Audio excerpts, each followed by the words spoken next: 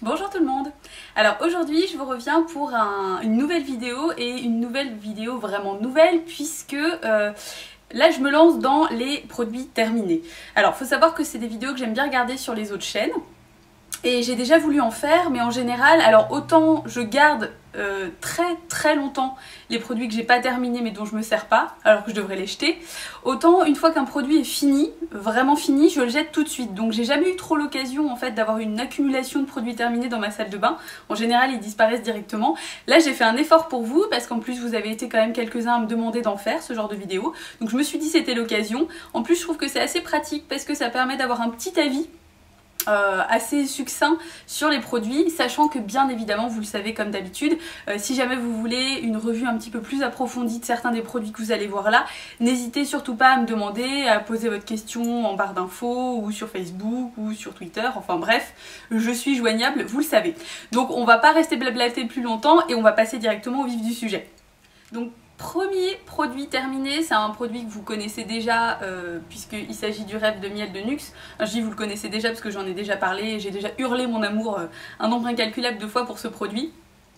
Du coup la question se pose pas, est-ce que je le rachèterai? Oui évidemment, d'ailleurs j'ai même pas besoin de le racheter puisque celui-là je l'avais acheté par lot de 2, donc le deuxième est déjà entamé. C'est un produit que j'aime beaucoup, qui est très doux, il convient aux peaux sèches et sensibles, ça c'est moi. Il est très bien pour... moi je l'utilise après le démaquillage en fait pour rincer tout ce qui me reste d'huile ou de baume démaquillant. On peut s'en servir aussi pour se laver le corps, enfin bref, il sent super bon, il est très doux, il se rince très bien, donc un produit que je recommande et que je rachèterai à mon avis toute la vie, parce que j'en ai essayé d'autres un petit peu dans le même style, mais c'est vraiment celui-là qui me convient le mieux. Deuxième produit terminé, c'est un produit pour les cheveux cette fois-ci, c'est le shampoing sec Baptiste et c'est le Brit, comme vous le voyez écrit juste ici. C'était la première fois que je l'achetais, je suis en train d'hésiter parce que j'en ai déjà racheté un, donc voilà je réponds tout de suite à la question, est-ce que je l'aimais, est-ce que je le rachèterais? Oui, je l'ai trouvé super, je le trouve très bien, pas forcément pour espacer les shampoings puisque j'ai la chance en fait de pas avoir les cheveux qui regressent très vite. Donc je peux attendre assez longtemps entre deux shampoings, ça c'est pas un problème. En revanche moi je l'utilise plutôt pour texturiser les cheveux.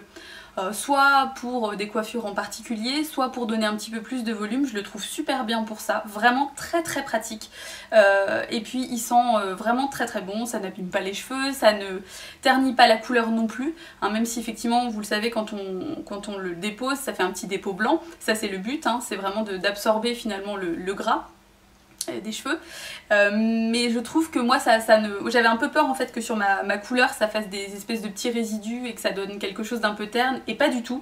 Donc est-ce que je le rachèterai? Bah oui, je l'ai déjà racheté et je le recommande. Je n'ai testé que celui-ci, donc peut-être que la prochaine fois j'en testerai un autre, mais celui-là je l'aime beaucoup. Troisième et quatrième produit terminé, je les mets ensemble parce qu'ils font partie de la même gamme et c'est toujours pour les cheveux. Ce sont ces deux produits là. Donc il s'agit du After Sun Hair Repair Shampoo, donc shampoing réparateur après soleil de chez Kiko. Et donc là c'est le baume réparateur cheveux après soleil qui va avec, donc voilà comme ça. Je vous les montre, mais en revanche je crois qu'ils sont plus disponibles en magasin et ce sont des produits comme leur nom l'indique qui étaient vraiment destinés en fait à la gamme solaire. Je les montre quand même parce que bon, des fois qu'il en reste dans certains magasins, et puis c'est des produits qui en général reviennent d'une année à l'autre sur la gamme solaire, et c'est des produits qui sont super bien. J'ai beaucoup aimé. Alors peut-être un petit peu moins le shampoing, j'ai pas noté une grosse différence, enfin il sent bon donc c'est assez cool, et puis j'aime bien coupler le shampoing et l'après-shampoing quand je peux. Mais alors surtout celui que je recommande, c'est vraiment le baume, parce que alors moi je m'en sers pas forcément trop comme après-shampoing mais plus en soin, c'est-à-dire que je le laisse poser quand même 5-10 minutes si je peux, et je trouve qu'en fait il laisse les cheveux très brillants et très souples.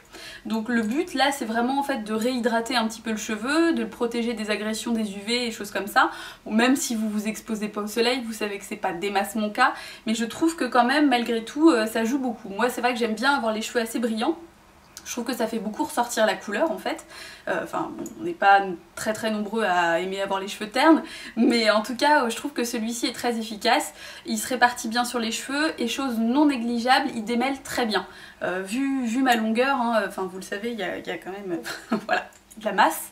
Donc c'est vrai que je cherche toujours des choses qui sont un petit peu démêlantes et celui-ci c'est vraiment le cas. Donc si vous avez l'occasion de tomber dessus, bah foncez. Et puis éventuellement l'année prochaine, à la prochaine collection solaire, si vous voyez un produit un petit peu dans ce style-là, n'hésitez pas à tester. Alors, autre produit terminé et toujours dans la gamme solaire de chez Kiko. Bon là c'est pareil, je vous en parle parce que bon, j'ai beaucoup aimé et que si je pouvais je le rachèterais. D'ailleurs je l'ai racheté. Il me semble que je l'avais racheté pour partir en vacances parce que celui-ci était déjà terminé. Vous voyez l'organisation, la fille qui... Voilà. Bref, c'est le Sunscreen Stick SPF 50. Je sais pas si ça fait la mise au point. Peu importe, vous me croyez sur parole.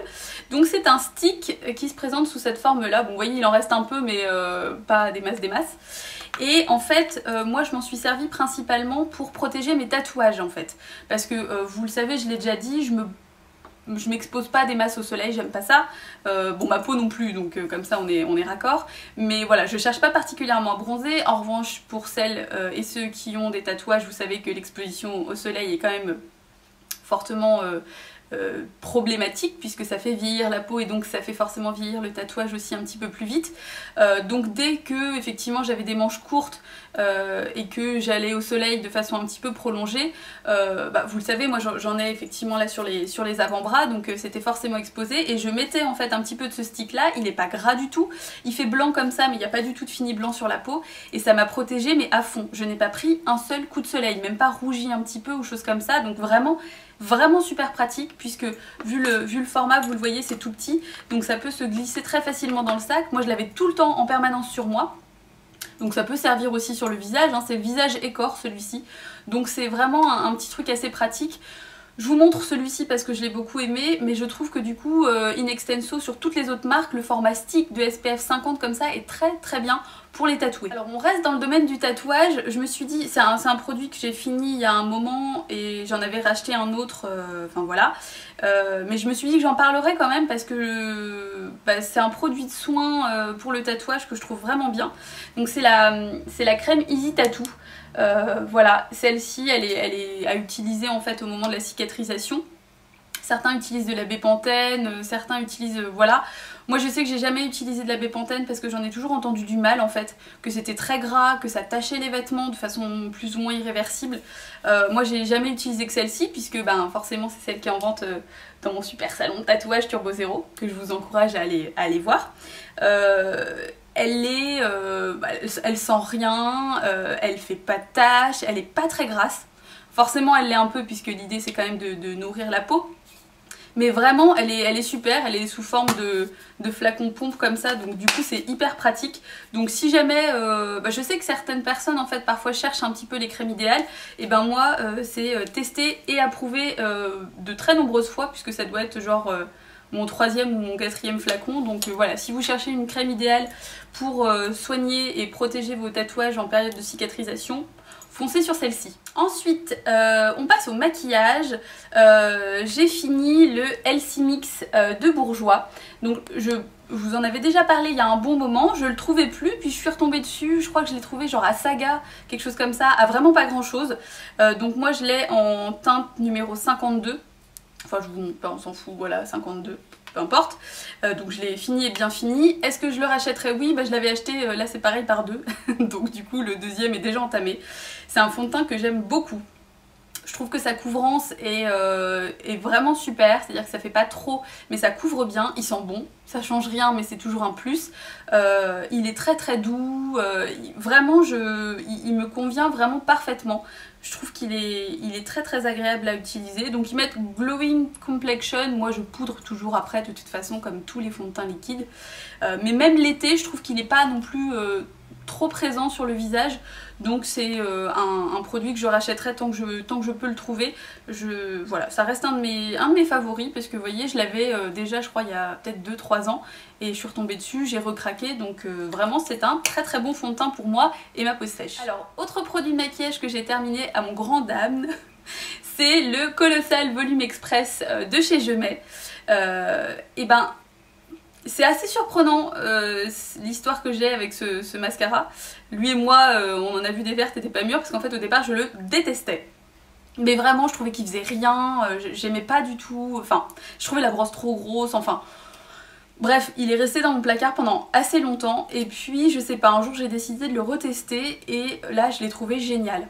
Alors faut savoir que je ne l'utilise pas seule, d'ailleurs il y a peu de mascaras que j'utilise seule, j'en utilise toujours 2 ou 3 différents, enfin je suis un peu maniaque avec mes cils mais j'aime bien avoir le résultat vraiment que je veux.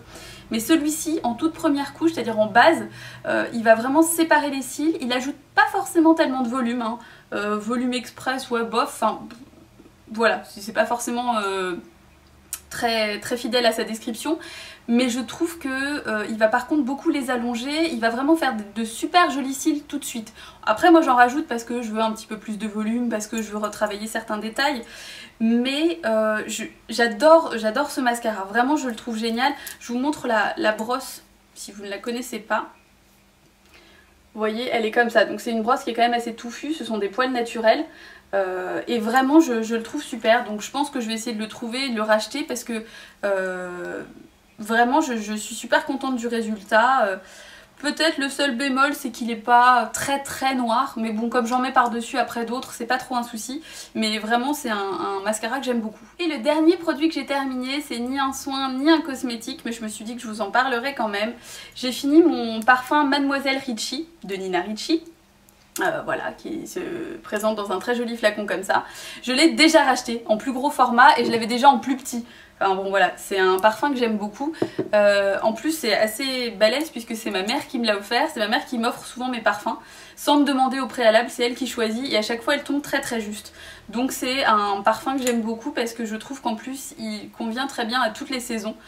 Vous savez que moi je suis pas très saison, c'est-à-dire que je change pas radicalement ni de maquillage, ni de vêtements, ni d'habitude, que ce soit l'été, l'automne ou l'hiver. Voilà, je suis plutôt généralement coincée en hiver pour tout ça. Et je trouve que ce parfum me suit très bien. C'est une odeur assez gourmande, assez fruitée. Enfin bref, je ne vais pas commencer à me lancer dans des descriptions de parfums puisque c'est pas du tout mon domaine et que je n'y connais que dalle. Mais en revanche, effectivement, tout ce que je sais, c'est que celui-ci, je l'aime beaucoup. Donc est-ce que je le rachèterai? Oui, c'est déjà fait. Dans un plus gros flacon qui durera probablement un petit peu plus longtemps. Voilà pour cette vidéo de produits terminés. J'espère qu'elle vous aura plu. J'ai essayé d'être assez concise, de pas trop développer sur chaque produit. En revanche, effectivement, je le redis, si jamais vous voulez des descriptions et des revues un petit peu plus détaillées de certains produits que vous avez vus ici, n'hésitez pas, ça me fera plaisir. Je vais essayer de les garder à la limite un petit peu de côté pour certains, le temps que vous ayez éventuellement des requêtes, mais même sans avoir le produit dans la main, je peux quand même vous en parler. N'hésitez pas à me dire si vous souhaitez d'autres vidéos de ce genre. En tout cas, moi je sais que je trouve toujours ça assez sympa puisque ça permet d'avoir un bref avis sur un produit donné. J'espère que ça aura pas duré trop longtemps, j'ai pas trop d'idées. En tout cas, je vous fais plein de bisous et je vous dis à bientôt. Salut!